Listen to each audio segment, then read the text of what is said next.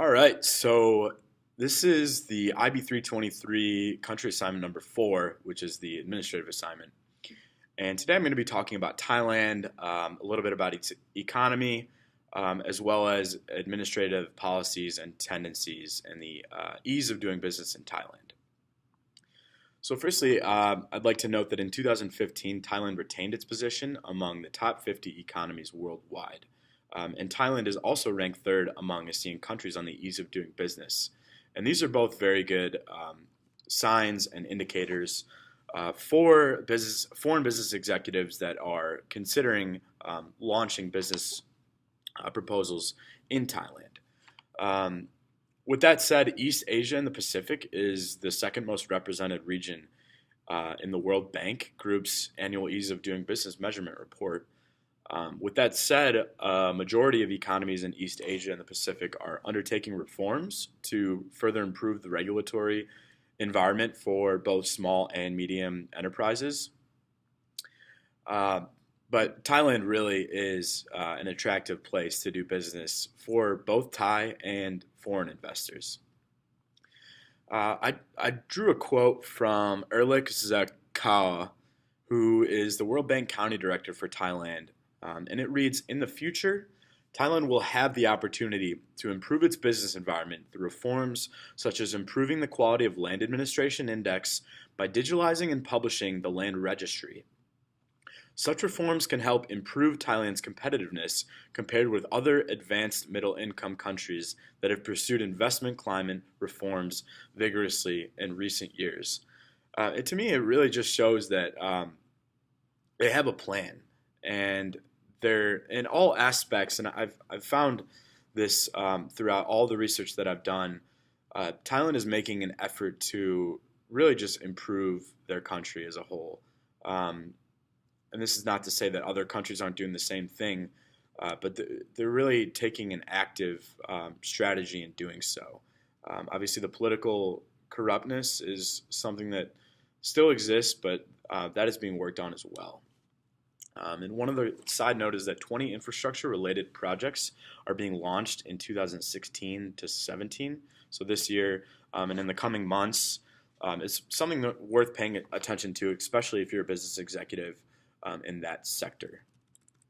So now I'm going to change gears a little bit and talk about getting credit in Thailand. And this has been something that's getting increasingly tougher since 2012. There's been declining annual lending rates and a low rate of non-performing loans that translate to total gross loans, which point towards the availability and access of cheap loans. Since 2015, the Bank of Thailand has kept the interest rate at 1.5%, which means that the GDP growth rate is increasing in 2016. Sorry, I confused myself a little bit there. However, the Bank of Thailand didn't rule out a further interest rate cut in 2016. For an example, a sharp decline in the global price of oil. Annual lending rates in Thailand declined from 2012 to 15, which is due to the slash in the interest rates by the Bank of Thailand because they're encouraging Thai banks to lend more. The rate for this nation was in the bottom 10 regionally, unfortunately, which just reflects that it is less costly to obtain loans in Thailand. And the nation's NPLs rate for 2015 was also in the bottom 10 in Asia Pacific, which is due to the fact that less credit growth and less exposure of commercial banks towards their liabilities. As far as transport and infrastructure, it's extremely well developed in Thailand. There's high quality air transport, and because there aren't really any trade barriers, it's very easy to for exports and imports to travel through Thailand and into Thailand. The 2014 LPI ranking for Thailand was at 35th out of 160 nations, which was in the top 10 in Asia Pacific. And this really means that There's a comparatively developed logistical environment in Thailand, which is unique and something to note for foreign business executives. And this ranking has consistently improved since 2012, which really just kind of proves my point earlier that they're making every effort that they can to improve their country. Um,